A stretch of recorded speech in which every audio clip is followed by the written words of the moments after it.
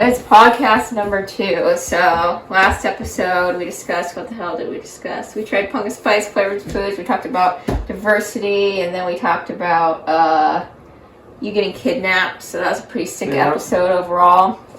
So this episode for our thing to try, because that's our thing apparently, based on the 2 podcasts we made, are getting shit to try. In a long history of things, yes.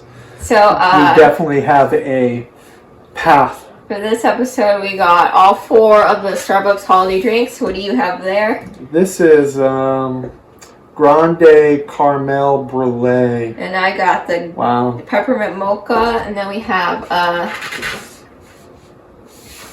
Irish Cream Cold Brew. And then we have the Sugar Cookie. And the Sugar Cookie... Iced Sugar Cookie. Quite beautiful, actually. What's the ALM? Almond milk, because it was almond milk. Wait. Yeah, it's almond milk. Okay. So that's really pretty on the top. And this one has sprinkles, but they're kind of dyed at this point. And one of these is supposed to be covered with some kind of... Stuff. Neither of them are. They are. It's been a while. But anyway, alright. So let's give this a try.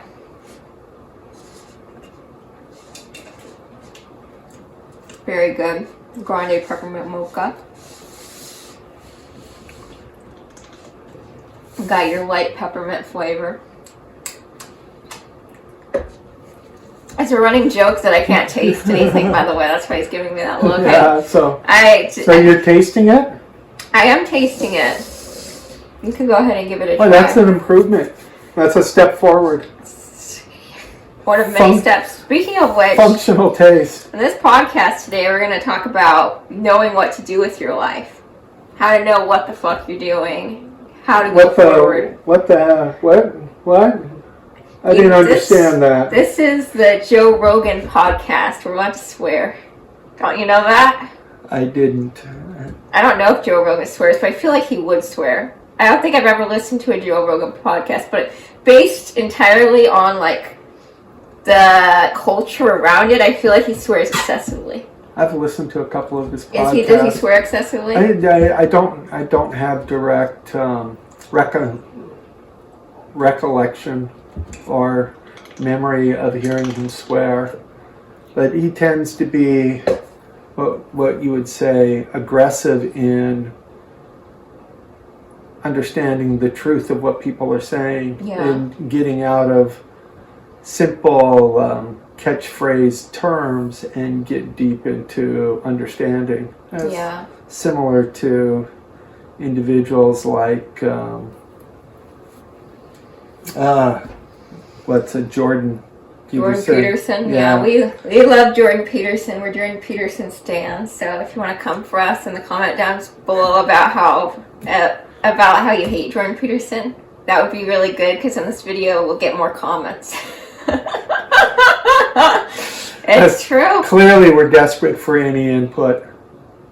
Always open to new opportunities to learn. We'll try to sink our teeth into whatever subscribers we can get. Alright, so you tasted the Grande Peppermint Mocha. Peppermint Mocha. It's good. That would be probably the one I would go for. This is what your sister would like this, right? Yeah. Oh yeah, we can't let them know that we went to Starbucks without them. Wow. So that's a very strong peppermint taste, right? I'm gonna try the Irish cold brew. Oh, I did not bring any sparkling water to. I put a lot of dry cocoa on the top. It's in my throat. It's like the cinnamon challenge. The cinnamon challenge. Yeah. It's really good though. Well, you can always consider that as, a metabolism booster, right? Yeah. It's a nice strong coffee flavor. So what is it again? It's Irish cream cold brew. Grande. Yeah. They're all grandes. All right. Bought them all. So I wonder if this has the old Bailey's Irish cream. No. Grande ice sugar. How do you know the answer to that? Because it's alcohol. Irish Bailey's cream is alcohol. I know. They're not allowed to put alcohol in Starbucks drinks, probably. But they can reproduce the flavor Okay, then. without alcohol. Okay. Alrighty, I'm gonna try the cookie one. So, let's see. Technical analysis. It's pretty good. It has an Irish cream taste to it, and it does not taste like Bailey's Irish cream. I think you're right, though. It's got the chocolate powdered chocolate, whatever it is. It's rough on the Cocoa. throat. Well, you don't want to take in a This deep one- breath before you swallow. This one is interesting. It's it's a very basic coffee, and it has a little bit of it has like a cookie aftertaste. You can try that one. Let me know what your thoughts on it are. All right. And I'm gonna move on to the final. Wait, This is the final one right there. yeah, the caramel brulee. You're just rocking through these. Yeah, you too rock fast. through them. You have to rock through them. We're too boring otherwise. We're trying to make this interesting. I was born boring. Well, then you gotta unlearn your natural instincts, I suppose. You shouldn't play this game with me. I'm too quick-witted. That was frightening. This one's the best. This one is is so good. This is pretty good, right? I think the Irish cream it wasn't that sweet, so it's okay. It's not bad, but it's not as good. Alright, try the final one. This one, in my opinion, is the best. You actually have a very strong caramel creme brulee flavor. It doesn't even taste like coffee. It just tastes like a creme brulee. Okay.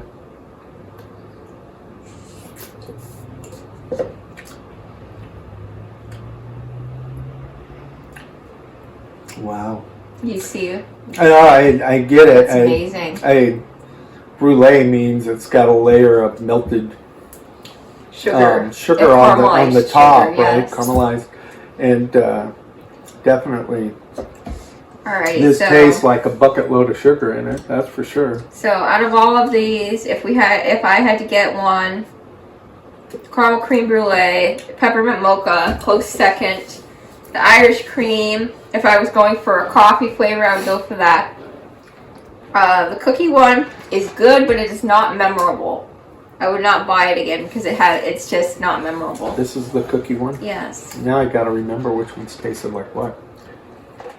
Anyway, so let's move on to the topic at hand, which is, how do people know what the hell to do with their lives? Because I find people, and they seem to know what the hell to do with their lives, and then they're like, crap, that was a very bad decision. Okay. So, for example, you have people who go and they want this very niche major, right? So then they go to colleges out of state. But then there's, in a lot of cases, practically, they are very screwed by that. Because they get tons of student loans out of state, and then they come back, or they stay there, and they say, they have like 100K of student loans, and they aren't able to buy a house for years, and they're like, this was a very bad decision to have made as an 18-year-old. And I mean, in my experience, that's been the majority of what my friends have said about doing that. But then some people, they do that and they end up okay. And they end up with careers that they very much enjoy. So I think this is it's a great question. Yeah. And I think it's something that getting opinions from an audience or a larger group of people what y'all think about this. would be interesting.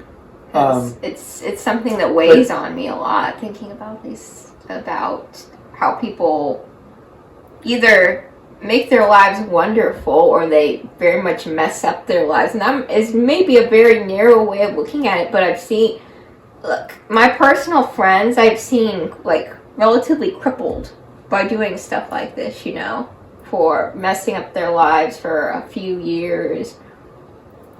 Well, at least. It can be longer. So I've got a There's lot to stories say. of people. I've got a lot to say on Yeah, this. that's why I brought this up. And I think it's an interesting subject because we met a person literally less than an hour ago, Yes. randomly, who is changing her career decisions in her what appears to be her beginning of her fourth year of college, right? Yeah. I'm not. Yeah. Right. Well, I don't. That's the impression I got from how it was communicated to us, and and it was all based around a very, well, maybe it's her first year of college, Yeah, that's what I kind of it's thought. all based around an experience she had in high school, but.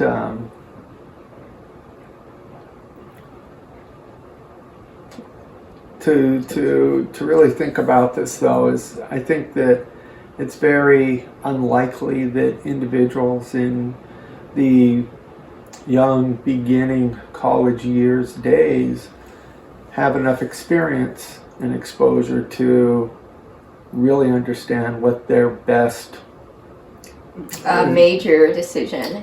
What their best choice of major enjoyable career decision would be. Yeah. And so they tend to choose what they know. They tend to choose paths based on family, friends, others who they're exposed to in industries or career decisions, just because that's what they learn about. Yeah. Right?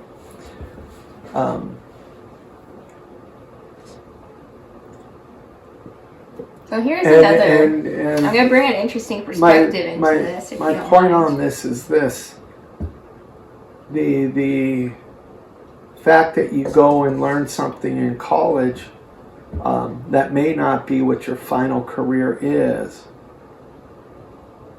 I think doesn't mean that you've wasted your life. I don't think it's wasted time. Yeah. As long as the education you're pursuing is one that is focusing you on, and I'm going to use very specific discussion that focuses you on critical thought of how to answer questions, how to find solutions. Because college isn't about what your career is. College is about its fundamentals, be the basis in humanities, about teaching you how to argue your points and how to think critically, right? College is about teaching you how to learn. Yeah. That is what college is about. In fact, that's what all schools should be about. How do I learn? They don't make your career decisions for you. They teach you how to learn. And as you develop that skill, you can move up to master's, PhD levels, where you're developing skills to learn at greater levels of depth into a specific subject or group of subjects. Yeah, you should avoid doing that. Shakes the table and shakes the camera. You mean that? Yeah. Nobody can see it, right? Yeah, they can see it. That. They can't see it like that. I think it feels the seizure they're having as the video shakes back and forth. Somebody's having. Yeah, right? somebody's just trying to get us to see us. Sorry. So, I learning how to learn is not a waste. Yeah. No matter what. College opens doors and helps you focus on a specific subject that may or may not be your long-term career. I think going to college for careers that by definition are not going to support you in an effective manner is a waste of time. Yeah. Unless you're just so passionate about that subject that or you have the means that you know that you're not going to have to support yourself throughout your life, you know what I mean, then maybe. But if it's the case that after college you plan on having any sort of job, something that there's not a career in, that you can support yourself. It doesn't have to be like big money, but you should be able to support yourself, and you shouldn't have years of crippling student loan debt from that, is my idea. Well, and that's where I was going, yeah. Right? Because people you can go to can college, cripple themselves with student loans. You can go and learn how to learn, and you don't need to go to the best universities in the world for that.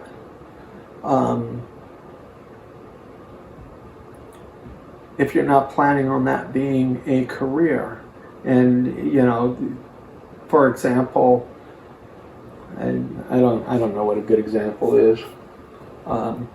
You can go to colleges to learn basic skills in various trades. Yeah, I'll say I think a really good example of this actually is you can be a radiograph technician, I believe. And that's just an associate's degree, but it's a career. Like, you make very good money at that. You make like $80K a year. Well, yeah. People who build houses have careers in construction and are management or hugely financially successful, right? Yes. Learning math skills in high school and in college are advantageous. Learning accounting skills are advantageous. Do they need to get a degree in business or in accounting? Or not necessarily. Mm-hmm. But learning some of those skills and learning how to develop additional skills will pay off for their entire life. That's true. And so the learning how to learn is the most important piece of any education. Yeah. And this goes to the statement of what your grandma would say about me, right? What would she say about you? Yeah. So I open a book. The background of him is basically he's been in a position where he's had to do everything for himself his whole life. So what he did is he would just learn. If he had to do something, he wouldn't have money to do it or to hire someone to do it. So he would find the book and learn how to do it. He learned how to sew motorcycle seat covers. He learned electronics. He learned a whole host of skills doing that. You learned coding. You studied coding primarily on your own. That wasn't through college, was it, actually, for the most part? I was in high school. And we are talking about the 70s. Yeah. And there wasn't a lot of coding classes, especially for individuals such as me, right? Yes. So the point being, you can open a book, read about something, and learn it. Yeah. Right? You can talk to people, learn about something, and learn it, and develop a skill. Though I don't recommend that that's the only thing you do. There's lots of talent out there in the world, people who want to teach, who want to share their knowledge level, and going to them is always advantageous, right? Yeah. And because it accelerates your ability or any individual's ability to be more successful. And the term accelerates is the important piece of it, right? Yeah. So, where's this going? I don't know. I guess, I don't know. Did I stall you? No. My thoughts, I guess, go back to the original question. So to me, I see this weird cost/benefits thing. So I see this weird piece of paper in my mind where it's like cost/benefits. It's like, I see people, which is my original open statement, which is I see people, they go after these really niche college majors or they go to fancy colleges and they're kind of screwed after. And where do you figure out the line of practicality and, like, I guess, freedom in that? You know what I mean? Where does that line exist?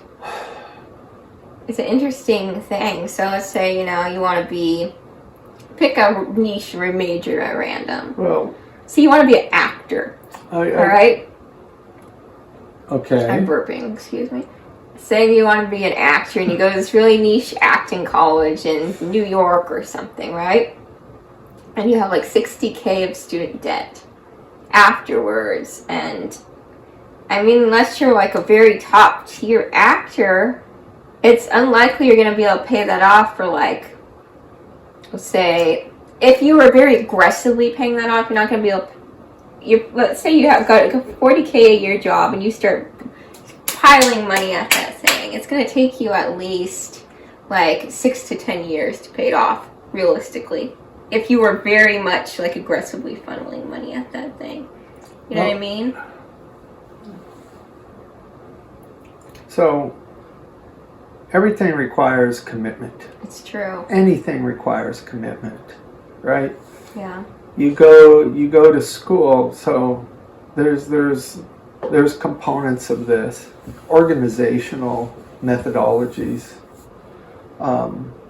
and one of them is to recognize that whatever you choose as a path requires a commitment, and it's not a week, it's not a month. If we're talking about real skills, whether they're, shall we say,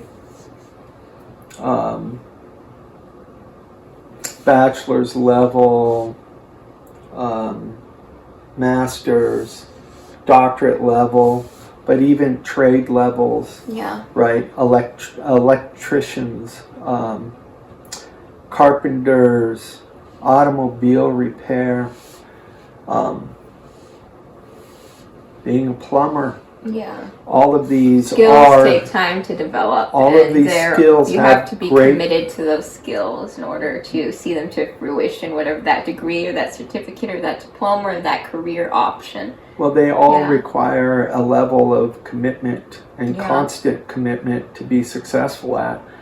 Some of these skills can be learned through internships, right? Yeah. And in fact, I was in Austria, and one of the individuals I was working with there was a young man who was high school age, and I think he was 18, and he was operating as a program manager on a internship to be a mechanical engineer, and he would be in this position for a couple of years, and then he'd be moved to doing some drafting stuff. He was already doing drafting things at the school level, but all of this is about both learning the skills from a group of professionals in the industry as well as education on basic maths, tool usage, those kinds of things. And so nothing happens quickly. It's true. And the end statement turns into one of, what's your goal? What's your end goal? And when you talk about steps, you say, I'm at step 1 today, and I want to hit step 1000 for this goal of being, the professional florist of success, right? Yeah. And so, what do I need to do to achieve that goal? It may require, for industry acceptance, a degree, a PhD, right? If you want to be a professor in biology for growing flowers, it may need a level of, a year's commitment to be good at understanding what the local florist is selling on the corner. Yeah. And not require the more in-depth of how matching different flower types result in new genetical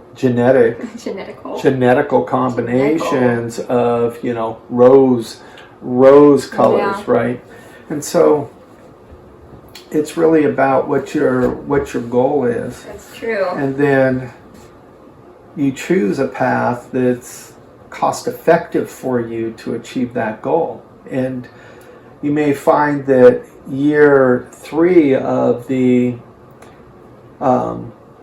career of florist on the corner, that you're becoming wealthy and you enjoy that interaction with customers walking in the door of the florist shop, and you create your own florist shop. Yeah. And you build your relationships that way. You've developed those communication skills. Yes, You've learned something that brings customers back, satisfied customers. And you've learned how to talk about the different types of flowers you're selling. And you can be incredibly successful. But you may find that in that year 2 or 3 of working at the florist on the corner, that you really want to understand how you're going to create the next award-winning rose family, right? Color. Yeah. Like the sterling rose. Yeah. Didn't those go extinct or no? At one time they were extinct. So whether or not how extinction works. I have not looked at the rose industry. I've not bought roses recently to see. How but unromantic of you. I know they went extinct. We bought them for Your auntie. my Aunt Vi. I know. But I know they were extinct soon after that. And then I haven't looked at them.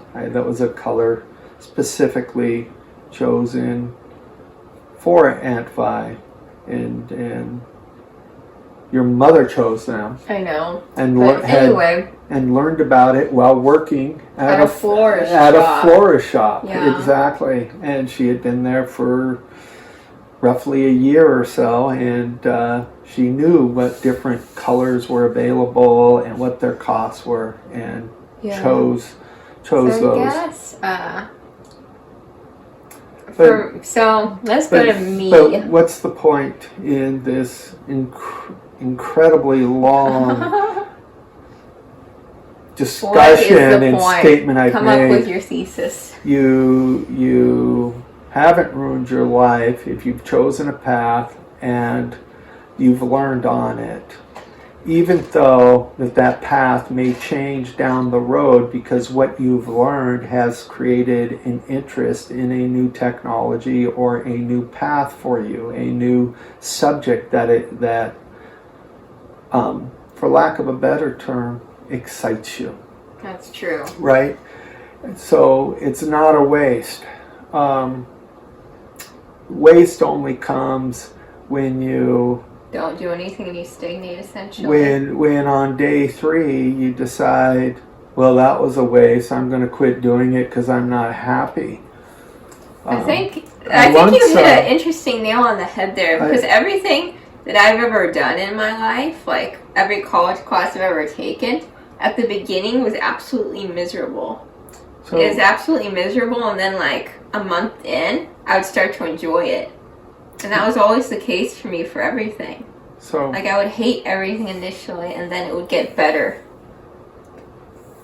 That's been my college experience, at least. There's simple statements, and many people have made it around the world, I'm sure. I'm absolutely certain.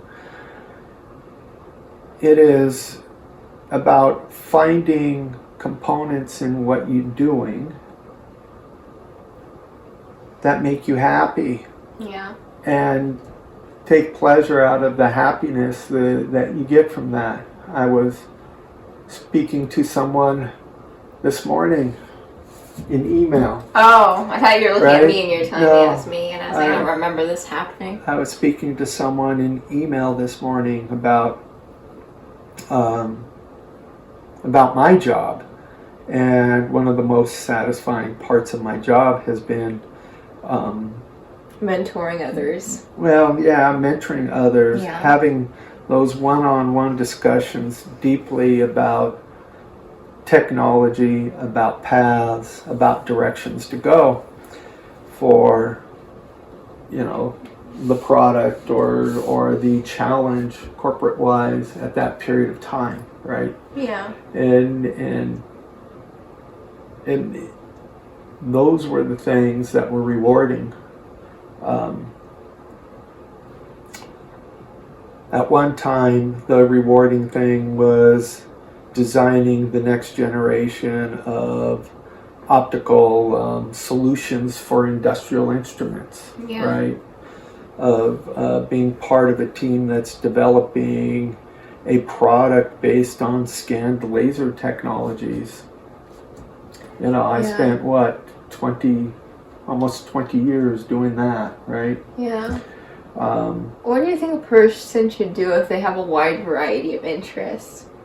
Like, they just have tons of interests and they're naturally good at things. Well, Like, for me, for example, I can sing, I can act, I can identify native plants, I can make relatively decent YouTube videos, I can speak eloquently on a variety of subjects, and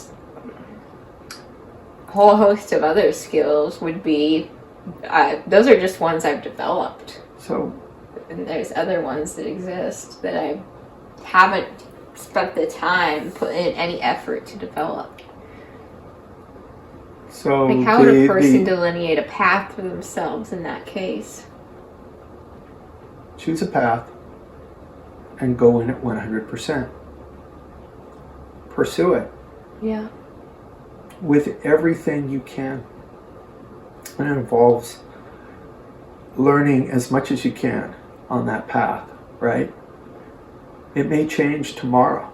Doesn't mean you've wasted time. Because it changed, it means you've learned something you didn't know before. I guess that's true. And the and we have spoken of this, right? Yeah.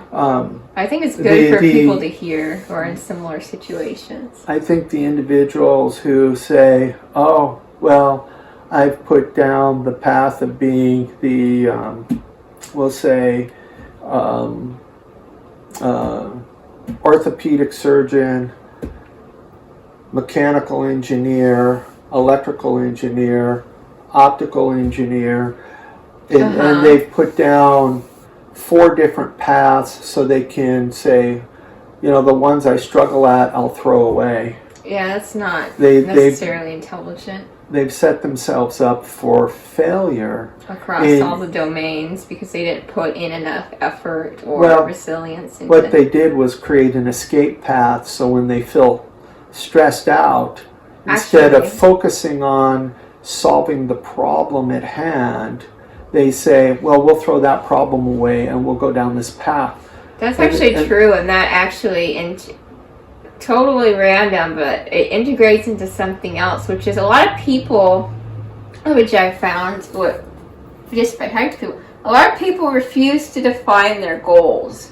They won't define their goals. They'll be like, oh, maybe this, and maybe that's what I'm doing, for God's sakes. But people are like, maybe this and maybe that. Yeah. And then they won't pick anything. Well, and then they kind of remain in the same place because they refuse. They're like, oh, well, this could be good, but maybe it's not, and this could be good. It's like it's overthinking, and then they just leave that goal, whatever that goal is, just so fuzzy that they have no idea if they're close to achieving it. Yeah. Well, and that's where step 1 is pick a goal. Pick out the path that is step 1000.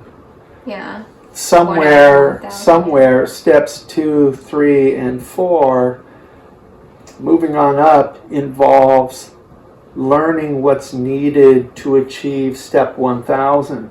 Yeah. And as you educate yourself on that path and that development cycle, you learn, you fail, you change. Yeah. You try again.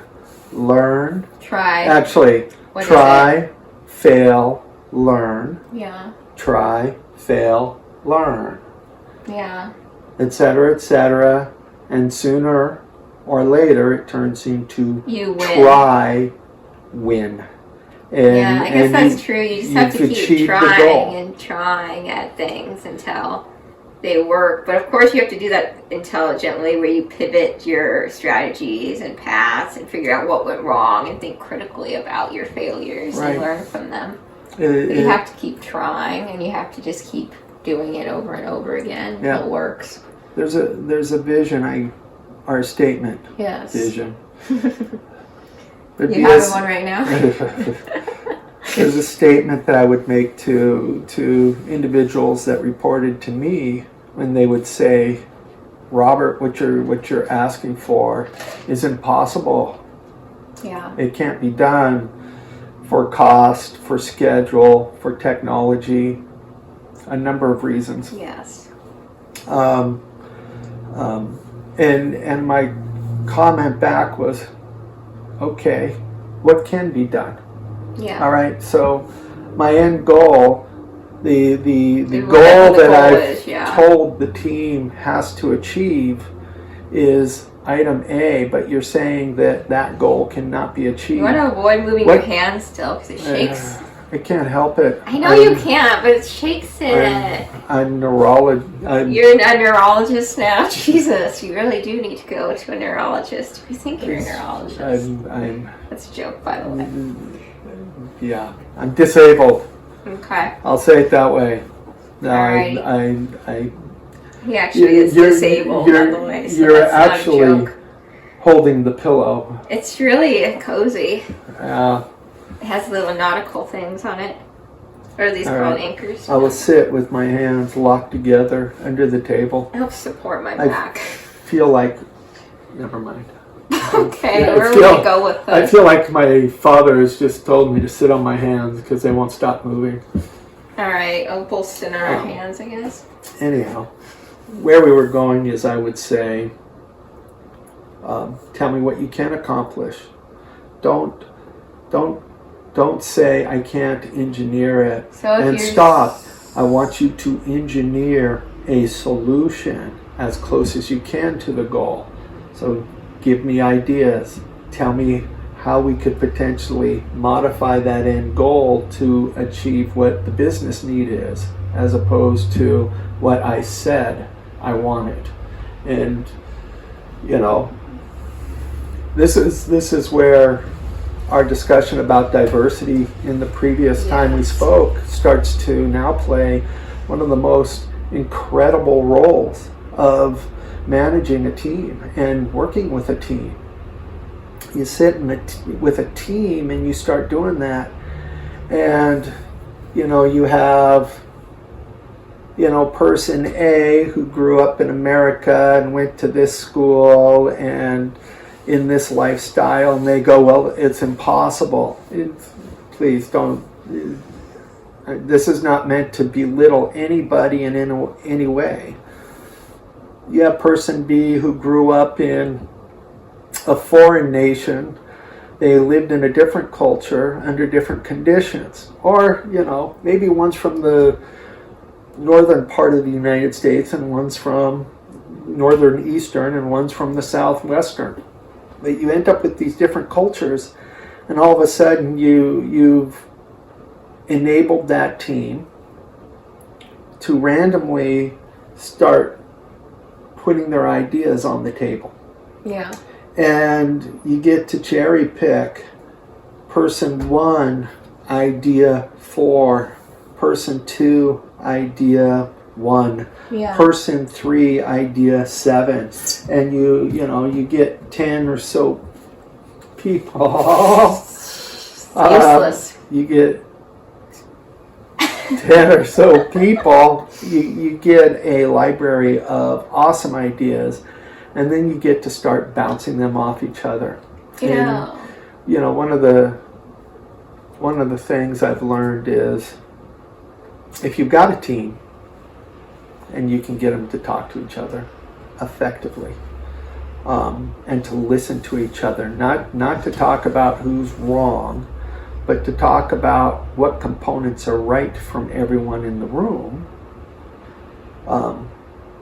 you can solve most any problem. I'm almost never reached a point where I couldn't solve a problem unless it defied physics, and even then And I worked with somebody who worked with Einstein at one time, right? Yeah. And he was an incredible mentoring individual from my early career, and he continuously spoke of Einstein being wrong about some of his great theories. But what you know about physics today may not be true tomorrow. That's true. And also, so at the beginning of this, you said something along the lines of that when the goal was unachievable, you said, what is achievable? Yeah. And I think that's really important for this conversation of picking a career, picking a path, or picking a major. Because if something is unachievable for you, look and say, what is achievable? So one of the greatest minds of not our time, actually, he was born in like 1904, I believe. But one of the greatest minds... I'm trying to figure out where you're going with this. You don't know. That's the joy of this podcast. That's why I'm trying to figure it out. Okay, so one of the greatest psychologists of the relatively modern era, Carl Jung. So actually, psychology wasn't a path he planned to go down at all. What the case is that he could not afford to be an archaeologist. He couldn't afford the school. He couldn't afford his second choice, which was zoology. The only thing, for whatever reason, he could afford was med school, becoming a doctor. So that's what he did. So then he became one of the greatest psychologists of the modern era. He worked with Freud, came up with all these theories that are very interesting and practical and useful, at least in my estimation. So I think it really goes to your point of like, if this big, shiny, glistening goal isn't achievable or is impossible for whatever reason at that point, pick what is achievable and do it. Well, another way to think about it is individuals can be successful great. In multiple there's greatness across multiple domains. There's greatness in any path, yes. Right? It's about being focused on the path and staying engaged in it. Yes. And again, you may find that you learn something that pushes you to change your path, but always think carefully about that, because every day there's a new subject. Every day there's new glistening sunrise on the horizon, right, to run into. There's a golden carrot. Yeah.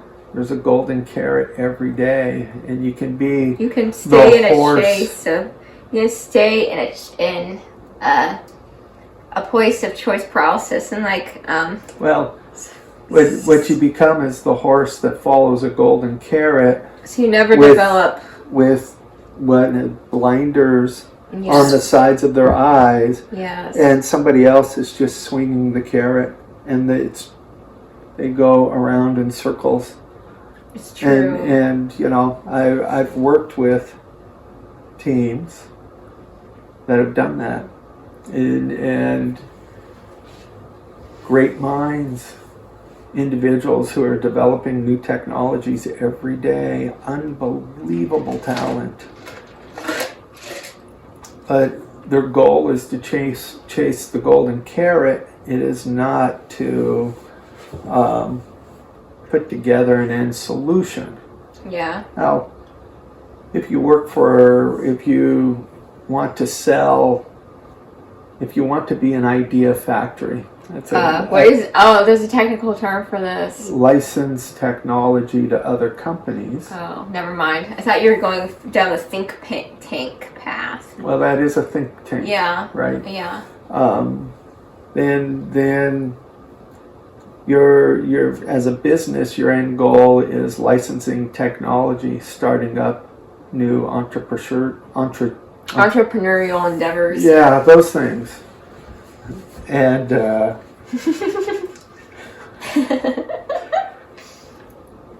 and yeah, I know people who are doing that. Yeah. And they got lots of employees, and they've created a large number of companies who right now are being highly recognized, right? But the individuals who follow the golden carrot are not the ones who are being successful with the company. So you go very like practical with these, and I go very philosophical, and it's a good mixture. And it is. So you're giving these practical actually happen, and I'm giving these like theoretical, mental thought experiments essentially. Where was I going to go with this? I don't know. You just became Einstein. I already was. That's scary. Okay, choosing the golden carrot. So I think the interesting thing that I derived from that was that if you have to find meaning in where you're at, and you build meaning where you're at, and you build skills where you're at, and that's how you get something better. You don't necessarily have to wanderlust after things that are far in the distance. You build skills where you are, and then you find meaning, and you find interest and intrigue and value that will sustain you across what that bigger goal is. So I'd say that bigger goal for those people was to have entrepreneurial endeavors, and then they were like, oh well, an entrepreneurial endeavor would be cool, so they worked where they were to achieve that, and they didn't necessarily wanderlust after things. And so you just shifted the subject, and it's good. Yeah. I'm glad you did. Okay. You do what you have to do to survive. Yeah. Right? And I think that's the other piece of this that's important, because, you know, as you talked about, Carl Jung, yes. Sorry. and many other people, they're in a state where they were a personal life where they were forced down a particular, not forced, but they took a particular path that made sense, even though they wanderlusted after something that was different. No. You gotta let me go through this. All right, go ahead.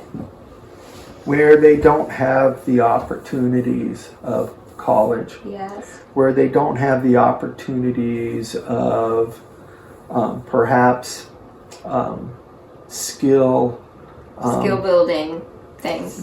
Well, skill, internship, right? Yes. But they need to survive. And so, you know, you do what you need to do to survive, but you do it with accountability, commitment, and you do it with the honoring of others around you. Yeah. And you may take an extended period of time to achieve what that end goal is. So, you know, maybe you live in a region socially, culturally, that doesn't have these opportunities, and you want to achieve this high level. You start small. You know, maybe it's working at the cafe serving coffee in the first year or second year, and maybe it's in third year cooking food. Maybe it can move along a multiple path, until you get up to a level where you're saying, I now can afford time, commitment to go to the next level, right? Of maybe formal training, maybe internship, maybe it requires you to relocate. Yeah. But the goal is to set that long-term success, and it shouldn't be about money. It's about your commitment to your beliefs, right? If it's That's, if it's yeah, if you it's have to have, well, if it's only about money, and you're willing to sacrifice those around you, then you won't, well, unless you're a sociopath, which you could be a sociopath. well, then you're a sociopath. Unless you're a sociopath, then the case is that But, you have to derive value from whatever you're doing, internal value, and it has to really align with who you are as a person. And then it's way more likely that you'll achieve that goal. And if you have a goal that doesn't align with who you are as a person and your fundamental values, whatever those are, then it's probably not a good goal for you. It's probably very unsustainable. well, the statement, I want to be a billionaire or a trillionaire or, millionaire, and I'll do anything to be there, it's not a goal. I mean, The goal should be, I want to make an impact to those around me. well, that's how you become a billionaire. You won't become a billionaire without making an impact to those around you, because essentially what business is how do I provide the greatest amount of value to the greatest people? You find value to provide and you figure out how to provide it to more people. And the more people you're reaching and the more value you're providing, that's how the money comes in. That's the laws of business. Well, so businesses are, you can't just say by definition. You can't just say I want a lot of money unless you unless you're a top level CEO and you're going to do embezzling, then that's how you get a lot of money rapidly. But if you're a normal person, don't take us down that road. But let's look at Elon Musk, right? Elon Musk figured randomly. Well, not randomly. Well, I was gonna say he randomly came across money, but that's not true. Elon Musk very specifically did things to he worked in industries that he thought were cool and were impactful and going to be large. So the internet scape. He said, I really want to work in the internet, in the internet boom. He tried to get hired somewhere, I think where was it? I don't remember. I want to say, never mind. So he tried to get hired at a big internet company at that point. They refused to hire him. So then he dropped out of school, but he knew that school would still be there if he wanted to ever go back. So he mitigated the risk of losing his school opportunity. And then you can always go to school. Yeah, but in his case, his professors were like, "You can just come right back." That's all I'm saying by that. They were just like, "We love you." But so then he started his internet company and coded at night, lived in a little office. But we have to make this so most people wouldn't be willing to live in their office, live in an office space, shower across the street at a gym. Well, a lot of people wouldn't be willing to go to that level because I suppose my thesis of that would be that he derived so much value from what he was doing. This is going to be impactful, or this is impactful. Yeah. I was able to stay on that path because of that. Let me go down what I was trying to say. Okay. If you look at it, his plan and the things he's doing are all focused around impact to the world. Serving the greatest number of people. How to securely transfer money across purchases on the internet in a safe manner where your personal accounts aren't drained by, we'll say, by criminals. Yeah. I'll simplify it with that term. How to impact ecology by implementing electrical cars. Yes. Right. And showing how successful they can be when everybody said they're not successful. And providing service to people by making them fabulous to drive and fabulous technologies and really serving the user experience. Here's the thing. Popular Mechanics showed an electrical car that would have changed the world and worked, and prototypes were built in 1978-ish Yeah. time frame, right? Yeah. Elon Musk just knew it could be done and was willing to make Put in the the work. investment and the sacrifice of work in order to prove it and to make it successful. And of course, today, it's ridiculously successful. He is changing the entire mindset of the entire automotive industry, which is hilarious when you think that a large percentage of American government and American population actually don't even recognize it. Yeah, right? they don't recognize Tesla as a major car company. He has a concern about the existence of humanity for eternity, and he's developing a series of space traveling vehicles Yes.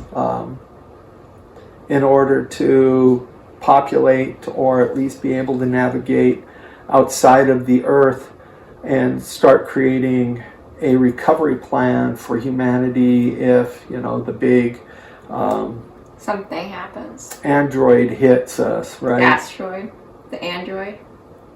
Yes, we're worried about a single cell phone. Jesus Christ. Uh, No, the things are in such a fragile state. worried about to rescue us Quit moving that. if a big android. I said it again, didn't I? Asteroid great. hits us. He's developed a company for making underground travel tunnels that with electric vehicles the air will stay unpolluted and you can provide traffic issue recoveries Mitigation, yeah. because you're in an environment where automated vehicles are operating similar to a mass transit train, but they have the ability to pull out and go to unique individual locations in this routing. Yeah. All of these ideas are about improving humanity, right? Yeah. Which goes to And- the business Well, it's ideal commitment. of so it goes. It's commitment. So you're it's like, accountability, Yeah. and it's based on respect for the world and for others, right? I think, no, I just thought about this, but so another philosophical principle is you're supposed to do what is most meaningful and not what is expedient. So you don't pick the easy thing to do and you don't pick the thing that's fast. You pick the thing that you can derive the most meaning from long term. Well, so you have this goal. Mm-hmm. You have commitment for the goal. You have a learning process and a path to follow, and you make turns based on what's discovered to be impossible, Yes. right? But you always stay on the path, and you always focus on learning what you need to learn to achieve that goal, that path. Yeah. Until such a time as you discover that the path isn't unachievable and you're making a significant enough steering that the path is totally different, right? But in most cases, and this gets back to many things we've spoken about in the last indefinitely long Almost hour. discussion. I'm staring at. I'm staring There we at go. it. Now I know. Okay.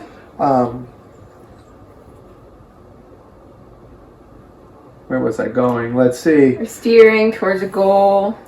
Yeah. So in this, it talks about how you pull teams together, how you potentially can redefine the path to make it achievable, and it's about how to fail and learn and determine what the next steps are going to be, right? Yeah. And at some point, the path as originally visioned just may be ridiculous, and you have to make sure. Or it may have just been you figured out it was a stupid goal. Well, Probably not in most cases, but in some cases. that falls under the same definition, right? Yeah. It's ridiculous in cost, schedule, expectations. There's many ways for things to go south, but hopefully you thought about that path from the beginning and you've been focused on it, and the moment you learn that it's impossible is when you start looking for, how do I shift it to make it possible, or how do I realign my focus to something that's better? Yeah. As the old guy, and I can talk about, how I started in the great technology industry. Every job I looked for was about, how do I improve Your skill set, essentially. No. It wasn't that at all. It was, how do I improve the world, right? Yeah. And I started working in pulp and paper. This huge quantities of toxic chemicals being used, and worked on new technologies in optical sensors for managing the doping of wood fibers to achieve white paper or paper quality, or to control the amount of wood fiber being used to make a sheet of paper and achieve proper performance. It's measuring suspension of materials, and all of it was to reduce the amount of toxic chemicals used to improve the life, whiteness, quality, costs, all of those items. I used to speak to an individual and about the work I was doing. He goes, "Oh, pulp and paper, they're such polluters, they're the most awful industry in the world." And at one point I said, look, because for years he told this to me, I said, look, if you think it's that bad, how come you're not working there? And he goes, well, because it's so awful. And I said, if it's so awful that you hate it, why don't you get a job there and try to help change the industry and make it better? That's a really good point, actually. That's such a good point. The way we make paper today is so less toxic. It is so much better than what it was 39 years ago when I started. And it's from people like the company I worked for, like the great mentor I had back in those days worked for. I worked for a company that made the particle size analysis, right? Yes. At an industrial high volume rate. And what was being made? We can joke about making fat content for chocolate and cosmetics. Those were some, but the interesting ones were reducing the amount of toxic chemicals that had to be added to the paper by hydrocarbon oils being added to water for making aluminum. Yeah. The amount of wasted toxical chemicals in making the micro balls that were placed on printer paper for fax machines. It was about crystallization with high efficiency of, the next generations of vitamin C or, Advil.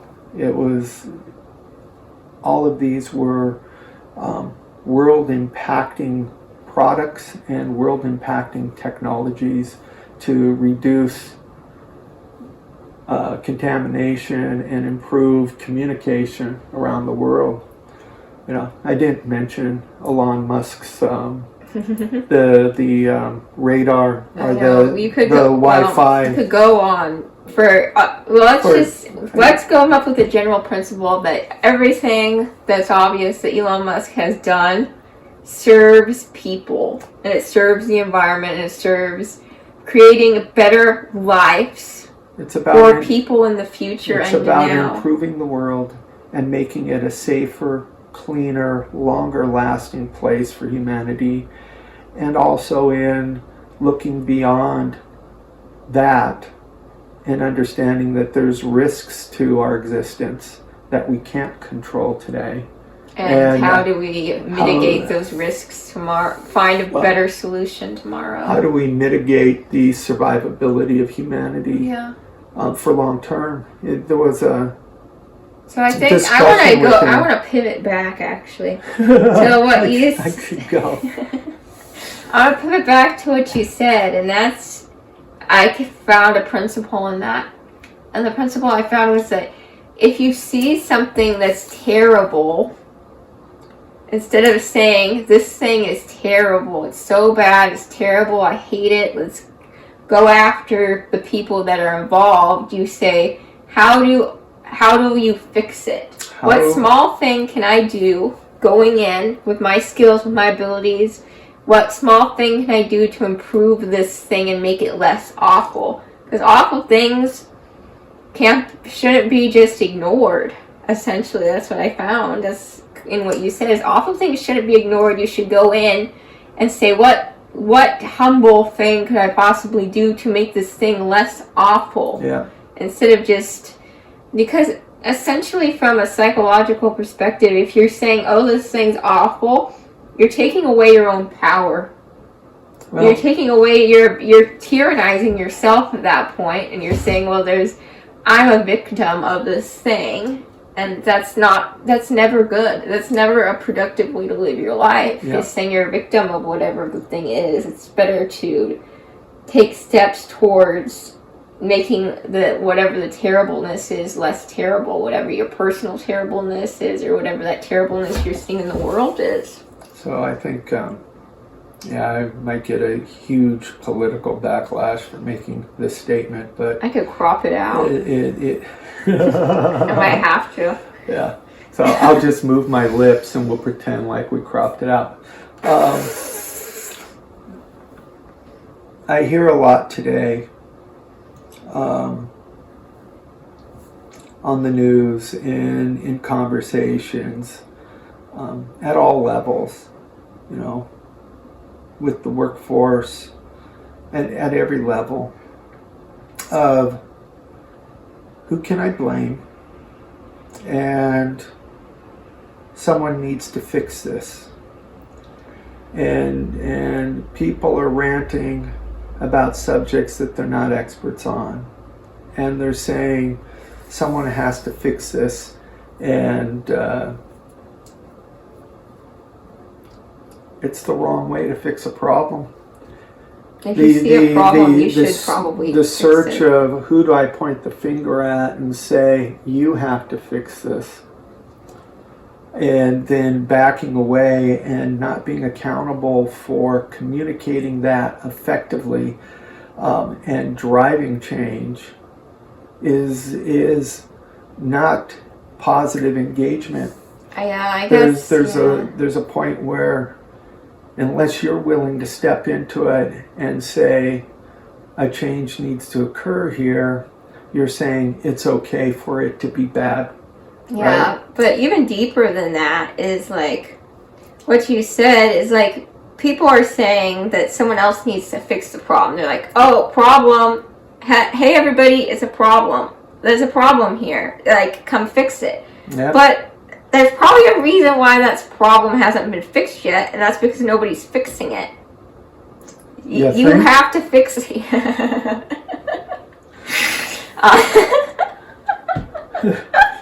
That's pretty funny. But, what a great conclusion. Yeah, put quotations, Natalie, 2021. There's a problem here. It's probably a problem. Because nobody's fixing it. Yeah, but anyway, irregardless, if there's a problem, then somebody should probably fix it, and that somebody is probably you, because the problem's clearly your problem if you're pointing it out as a problem. Well, I think the most important piece is is you need to do something to fix it. Step in and try to do what you can to fix it. Yeah, unless it's not. Yeah, unless it's terribly dangerous for you to do that, which it could be in some small cases. But for the most part, as a general rule, if there's a problem, you should try to fix it. Unless you're like, don't walk into a fire. Don't freaking.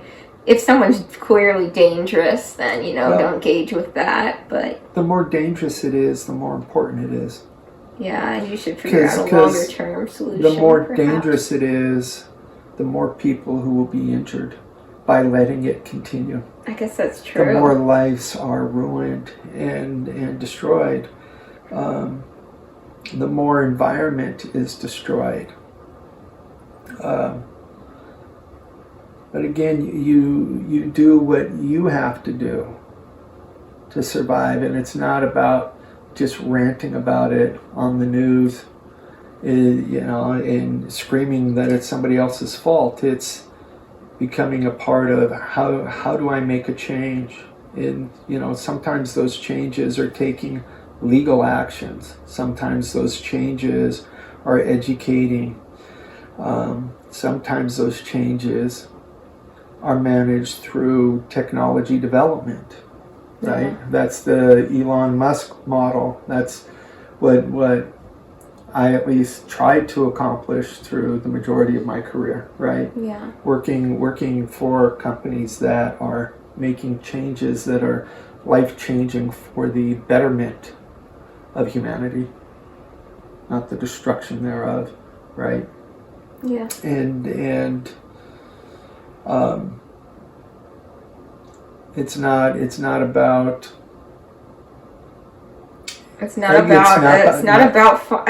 Sorry, I'm gonna put words in your mouth. It's not about giving a fish to a person. It's about teaching people how to fish.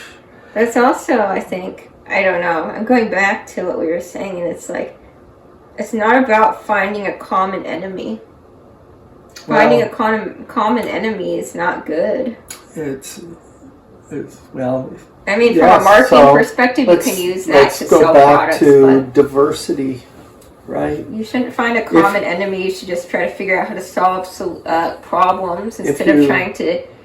Yeah, if you turn into groups, if you start assigning groups, and the groups are just yelling at each other, it's your fault. You never achieve the goal. That's true. If you take those groups and you break them up, and now you create a team of different cultures, different belief systems, different levels of experiences. Now you've created a diverse organization, right? It is no longer a group. Can I interject here? And I think an important aspect of that is having the humility to say, if you were split up into, we'll say, like 5 groups, having the humility to say that my group doesn't know everything and my group is not the best, and that what we don't know is more important than what we do know, and we can learn from other people, and it doesn't matter who we think these other people are. If the group theoretically thought their group was better than this group, that doesn't matter. That's irrelevant, because their group has other experiences than they have, and their group has things that they don't know. All the groups can learn from each other because they have things they don't know, and what you don't know is more important than what you do know, and that could be the breakthrough to whatever the problem is. The more you bring in people who think differently than you, the more likely you'll come up with the best solution. Yeah. Everybody who thinks along the same lines in a single group only gives you one answer. Yeah, there's no utility in that. And it's not representative of what's best for all. It's representative of what's best for that small, dare I use the term, that small tribe. I suppose, right? Yes. And ideally, and I use that term loosely, but it all falls back on diversity, different ideas, different cultures, different thought processing methodologies, all of those items. Yeah. Jeez. I'm going to start getting really philosophical if we keep going on this much longer. We already got really philosophical, I think. I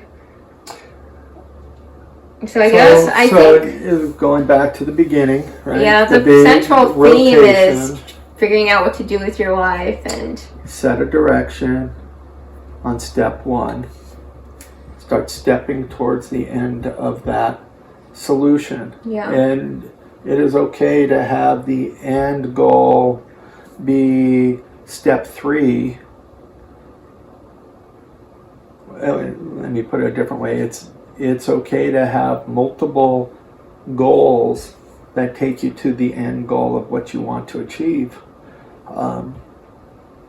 Set up the steps between this position, this position, this position until you achieve the end goal.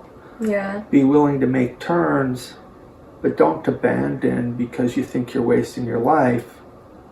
You only abandon because you tried, failed, learned. And pivot towards something that makes more sense or is better or something. Well, you pivot the steps to your goal, right? Yeah. Now, I think that's the fundamentals of it. As you get older, as you get more experienced and exposed, you may find that your goal is something that you really don't want to pursue, and that's fine. I think that's a appropriate thing to happen, and willingness to make that directional change is good, but you have to deeply understand why you're doing it, right? Yes. And it shouldn't be because I'm just unhappy with what I'm doing. It should be all focused around the direction of what I'm doing doesn't achieve the end goal. The happiness part is about focusing on those items that you can feel pleasure from in intellectual pleasure, mental pleasure from in what you're doing. And that it says, I've heard a lot of people talking about this, and arts are one of the areas where it is most apparent, and you have musicians and painters and individuals who literally go into a whole unique mental state of personal gain and satisfaction in what they're doing. It's definitely been the case for me. Most interestingly is these individuals are some of the most focused, some of the most investing of personal time and thought night and day in order to achieve success. In most cases, it took them years and years and years longer than those who have a PhD. Those who went down more, it's a hard path to follow. It's extraordinarily difficult because you're working and you're working and you're working, and you're not getting anything extrinsically, I suppose. You're not getting those extrinsic rewards of money, of recognition, of people saying what you're doing is so amazing. The thing is, if you go down a very traditional path, like you become a lawyer, people are going to be like, oh, you're a lawyer, that makes sense. It makes sense to them. You're amazing because you graduated. You're amazing because you graduated, you're amazing because you're making money, but if you go down a different path, if your path is particularly entrepreneurial, and if you are making extreme strides in that field of going in a completely different direction of other people, like you're Brian Wilson of the Beach Boys, you make the most. This goes completely into it. So we have the album. It does. So we have the album Pet Sounds, right? He took a year off from the band. He didn't tour. he made this album. It was so experimental. It was so experimental that the record companies were like very unsure about it. They didn't know if they could publish it because it was so experimental. It was so different than anything else. It actually inspired the Beatles, which is an interesting story. But if you're making these extreme strides in these fields, people sometimes a majority of the time don't know what to do with it. They don't know what to make of it because it is so unique and it is so different. And then the challenge in making money as entrepreneurs, you have to see people, you have to make it serve people, and you have to make it interesting to those people, and you have to have it serve them in some way. It has to serve people. And if you can make something that no one else has made and find a way to have it serve people, then that's where you find the money, actually. And the notoriety and the fame. I heard recently that Beethoven, when he wrote his music and had it played, people didn't accept it. He said, it's crazy. It's too different. It's too different. It has no meaning to it. Yes. And it took, 100 years or so before people started saying, there's elements in this that are so unique, so different, and so well, let's use the term interesting. well, so incredibly structured that this man must have been brilliant. Yeah. Right? And so I think I'm agreeing with what you said. I know. And I think it's interesting in that people can be successful at any level financially, career-wise, right? It's true. In the arts. And you've got the super, the CEO level paycheck, successful people. And this is true for actors as well, right? Yeah. And it's all the arts. If we talk about salaries, all salaries is finding, you will get paid proportionate to the amount of people you serve with whatever you're serving. Right. If you're an actor and you can get 1,000 people to watch your movie, then you're going to get paid more than someone who's getting 10 people to watch that movie. Yeah. But yeah. I think it's so the interesting part of it is the commitment it takes to be successful in that industry. And there are individuals who are born and grew up in a culture where as a child they have extreme talent. That's fractions of a fraction of a percent. Oh, so it's just right? hard work and persistence. And then there's even talent, if you have talent, that's great, but you have to work to monetize that talent irregardless. There are individuals who took 20, 30, 40 years before it was ever recognized that they had talent, and then individuals who it's never recognized. They died before it was recognized, right? But those talents still impact the world in generations today and to come, right? That's true. And they offer opportunities of different